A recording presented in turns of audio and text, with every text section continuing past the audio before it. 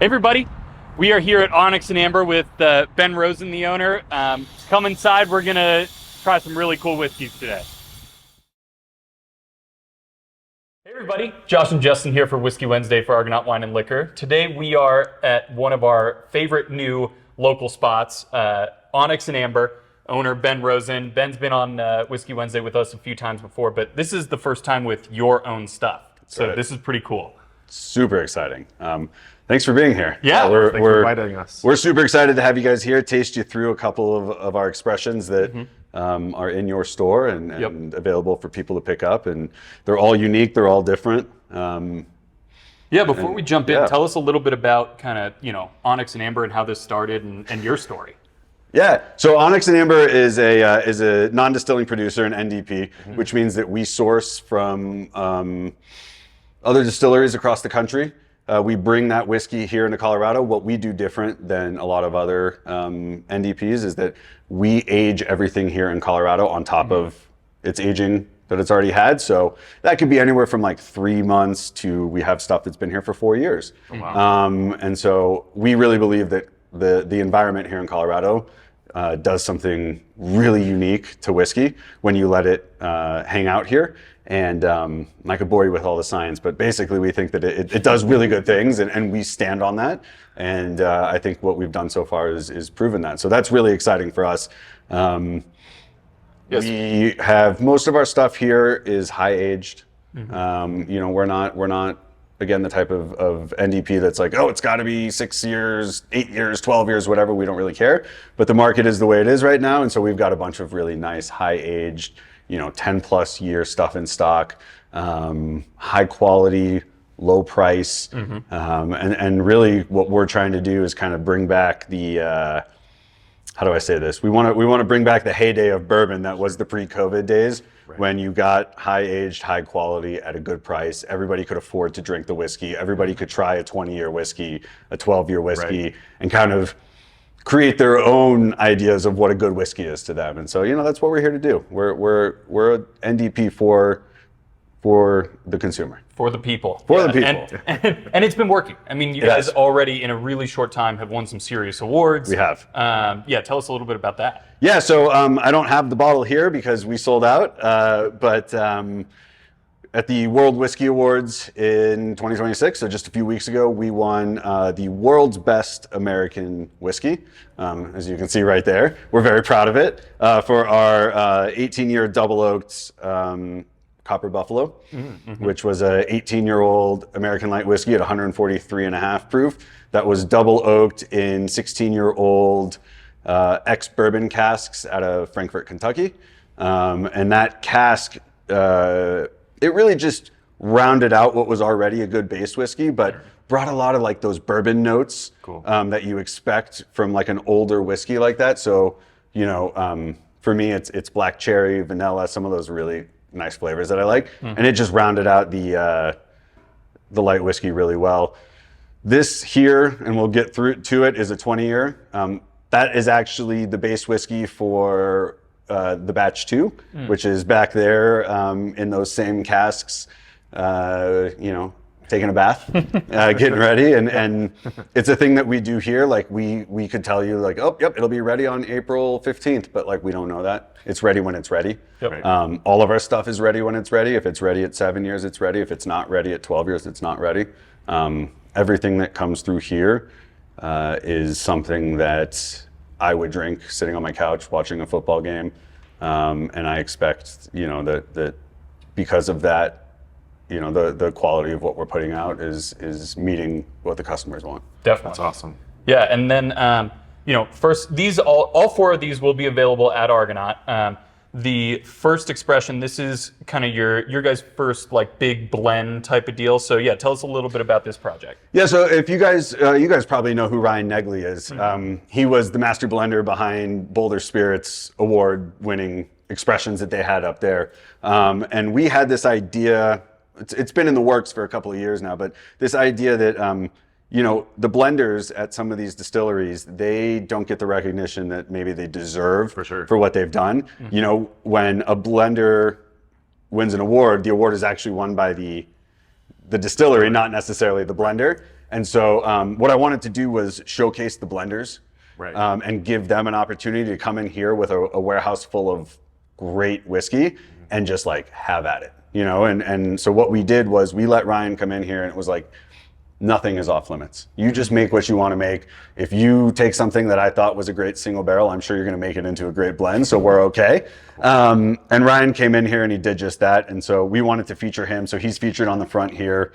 There's a story about him on the back, and as we did our marketing for that, we really wanted people to understand that, like, yes, Onyx and Amber provided the whiskey, but Ryan Negley made this blend, and really he's the one who deserves the credit for, you know, all the praise that we've gotten. So this is a blend of 7 to 12 year whiskey.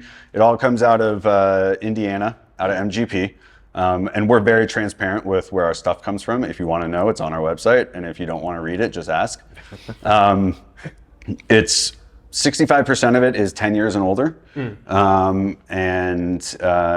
The amount of time that it's spent aging in Colorado is anywhere from, I think, 6 months to 3 years. So there were some barrels in there that were 7 years old that had actually been aging in Colorado for 3 years. So you get a lot of uniqueness from those barrels. Even though they're younger, they bring a lot to the party. Cool. Yeah. Yeah, man. I mean, right off the bat, the nose is just like a cherry bomb for me. For sure. I remember you actually gave me a sample bottle of this, and I happened to be not staying at my house. We were redoing my kitchen and made some like a cherry old fashioned with it, and it went so well in that with the cherry bitters. Like, it was awesome.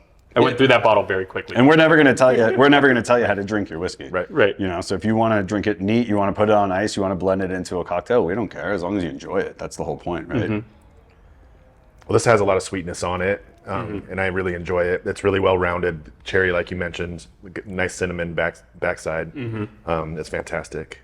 Yeah, I mean, awesome bottle. We have about a case of this left, 6 or 7 bottles at Argonaut. I believe the price on that guy is like $87.99. Don't quote me off the top of my head, but sounds about right. Yeah. And yeah, we've done really well with this so far. And you know, actually, once it's gone, it's gone, right? yeah. You're down to the end of this one. We do a thing here at Onyx and Amber, and it's called no reruns. And we really stand behind that. We think that where the whiskey market is right now is that, at least from smaller NDPs like us, people want variety. And so, you know, we really mean it. Like, once this bottle is gone, it's gone. But we have another great blender coming in here, and they're going to do the exact same thing. And batch 2, we feel like it's going to be just as good as, if not better than batch 1. And it just gives people the opportunity to taste different things as they go along. So if you want to taste batch 1,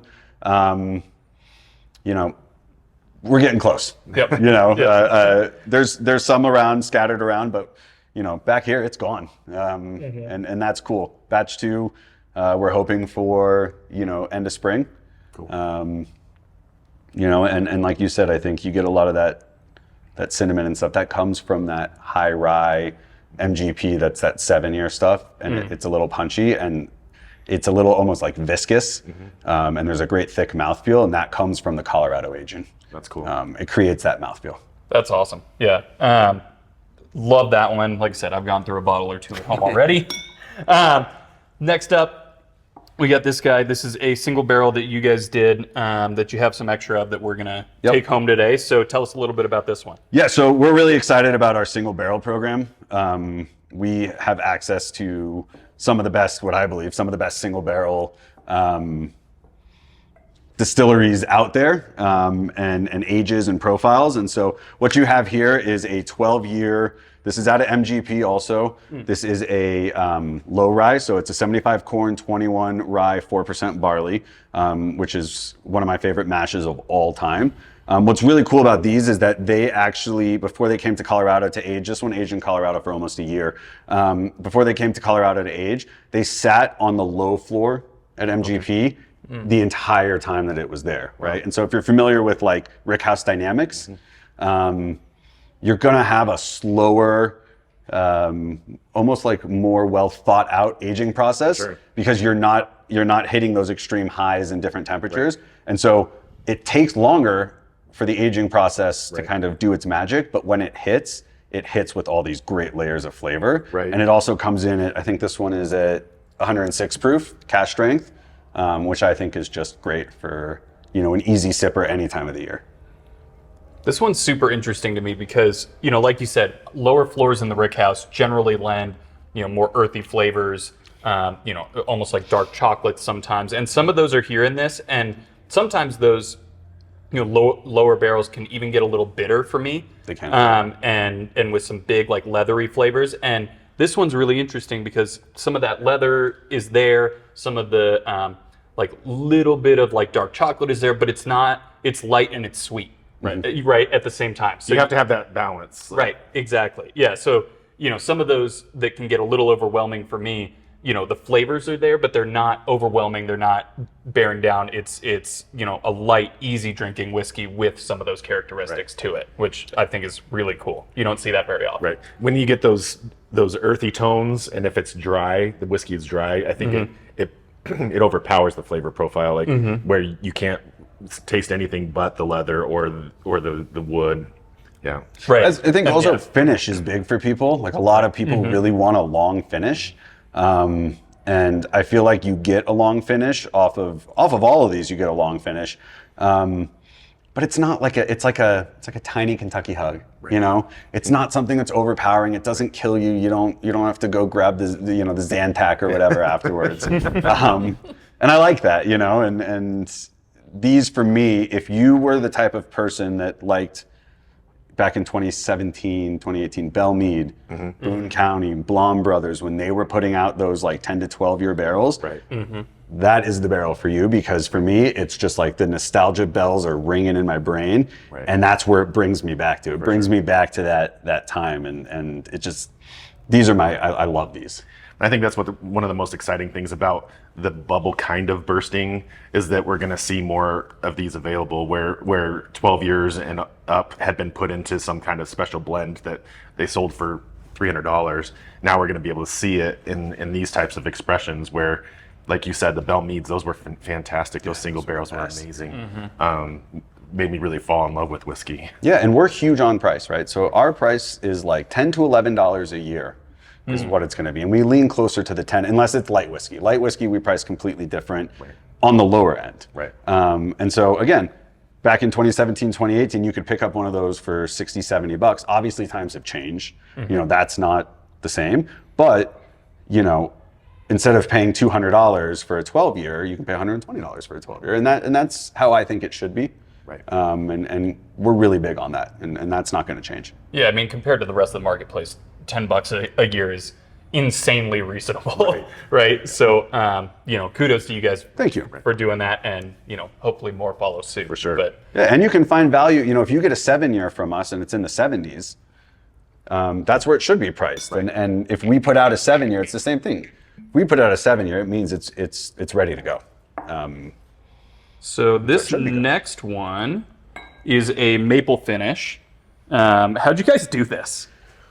This is fun. So I like to finish certain things. I think that where finishing has gone wrong in the last couple of years is that the concept of finishing was like, we have a single barrel. We don't like this. We need to finish this because there's nothing you can do. When we have something that comes in, and trust me, it happens, that we don't love, we just let it keep aging. And then if it gets to a point where it gets overly tannic or whatever, then we're done with it, right?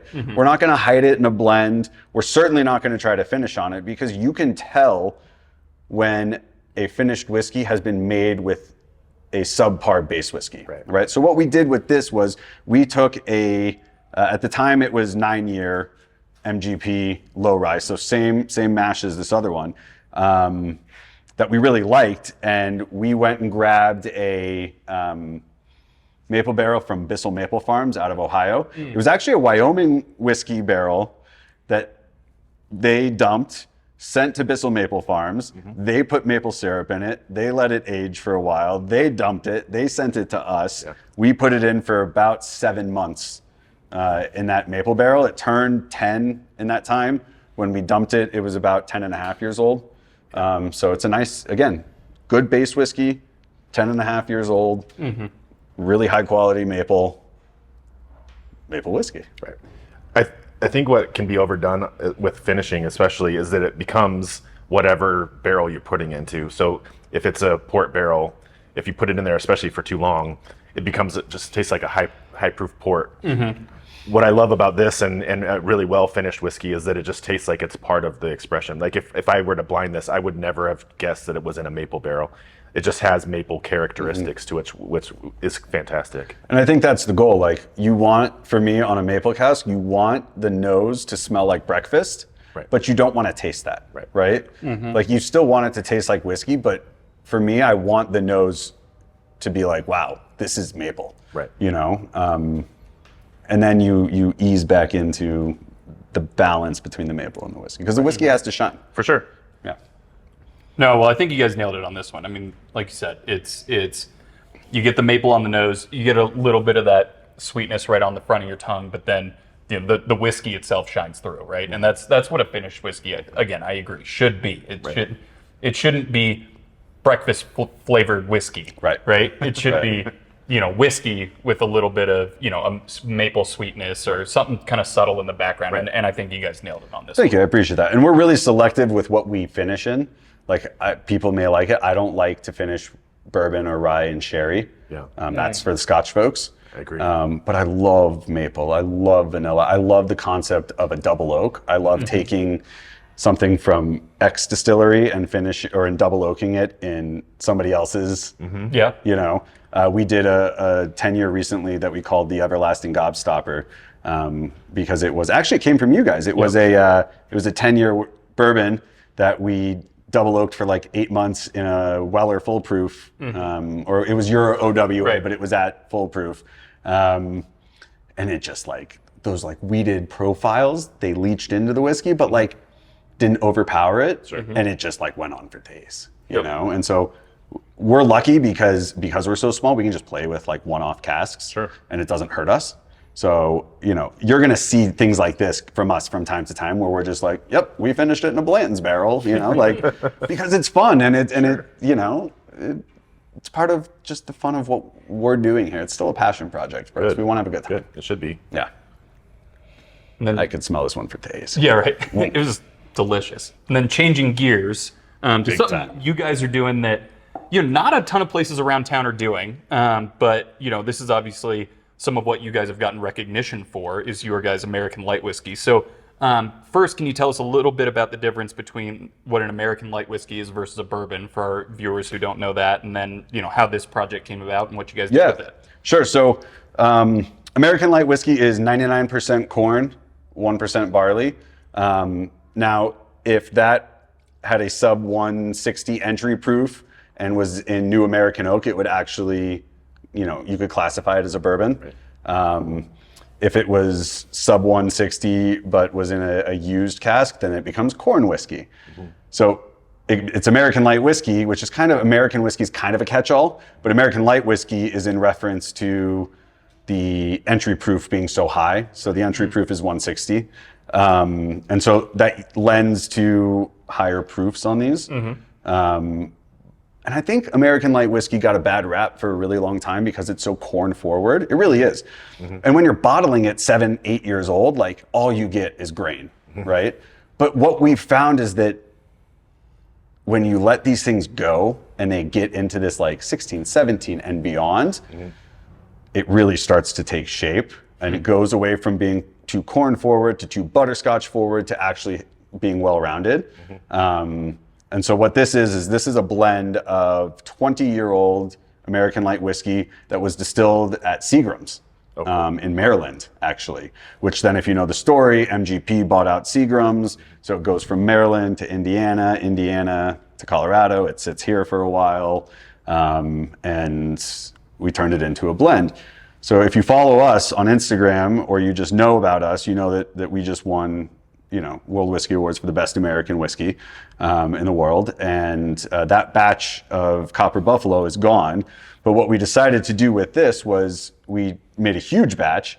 We cut it into 2 and we left half of it unfinished. And the other half is now resting in those 16-year-old ex-bourbon casks to create Copper Buffalo Part 2. So what we're encouraging folks to do, if they want to, is to try it unfinished, hang out for a couple of months while we finish it, and then try it afterwards and make your own, decisions on what you think finishing in bourbon barrels does to light whiskey. Well, Sorry to interrupt, Ben. Speaking of passion projects, you can hear the project going on next door in the background. Tell us a little bit about what you got going on. Yeah, so we're expanding, and you'll probably hear it on the video a lot. Guys are swinging hammers and everything next door. So we obviously are running out of space here, and we want to be able to provide a great experience for people. Experience is huge when people come in. If you come in for a barrel pick from us, we literally hand you a drill and we just go to work. And you just go until you find something that you like, and that's part of bringing back the experience to the customer. We need more space to keep that up, so we've expanded to next door, and hopefully by April 1st, we'll be all moved in, and this area here will become kind of the tasting experience area.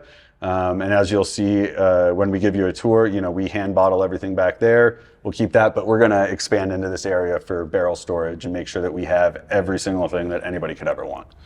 Yeah, and jump back to the whiskey. I mean, this is badass. It's cool, isn't it? It's really cool. I mean, you're right. American light whiskey got a bad rap for a long time. But when it's done well, when it's aged long enough, I mean, you can come out with some fantastic whiskeys. And I think, like you were saying, 16 to 20 is probably a sweet spot, which is hard for people to do. But, I think you guys, crushed this one. Thank you. I mean, it is badass. And it's 142.1 proof. It's hazmat. Right. And I think the common theme that we find with our American light whiskeys, whether it's the single barrels that we've done, which we've done, over 30 single barrels of 20-year-old, 21-year-old, we've done some 17-year-old. Kind of the common theme that we get is like, if I didn't know, if you didn't tell me, this is 120 proof. And that's a little dangerous, like at night, that's not necessarily the best thing. So you need to know that it's 142 when you get into it, but it doesn't taste like 142. It doesn't burn. There's no burn. There's almost like a fruitiness that comes out of this. And that's not there at a younger age. At a younger age, it's corn and butterscotch. And at an older age, now you start to see it round I was out. going to say, I was thinking like candied strawberries is what I got on this one. And that's kind of a rare note. And it's a red fruit, but it's a like even brighter, sweeter red fruit. Why I said candied, but I mean that is fantastic. And we still have also a few of these on the shelf. All 4 of these will be on the shelf at Argonaut, except for this one. Once it's done, it's done. But all 4 of these will be on the shelf at Argonaut when you guys see this video.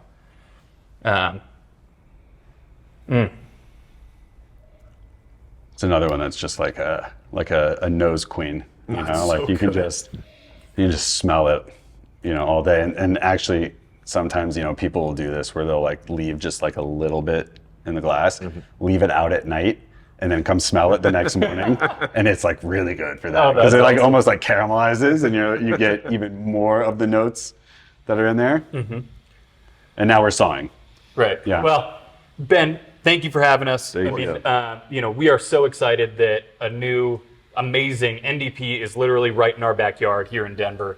So, kudos to you guys and what you've been doing so far. It's impressive, and we're proud and happy to be supporters. Thank you. And we've been partners for a really long time in many ventures, and we're excited that you're one of the very few stores in Colorado that carry our product. And so,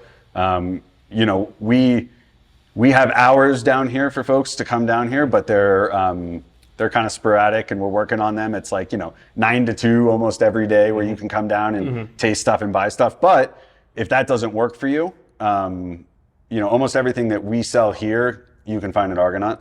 And so I encourage people to, if you're getting off of work and you want to try something, like just head on over to you guys, because you'll have what we have here, and then contact us when you want to come in for a tasting. Well, and then also, guys, for those of you in our Whiskey Society, we are working on getting an event here with Ben where, just like he said, we're going to drill barrels, we're going to try some whiskeys, and pick an awesome barrel for the club and for the rest of our customers. So if you guys are interested in that, get on the wait list. We are still full, but get on the wait list because Justin's running through it as people cycle through. And Ben, again, congratulations and kudos, and come on down and give him a shot. Cheers. Cheers.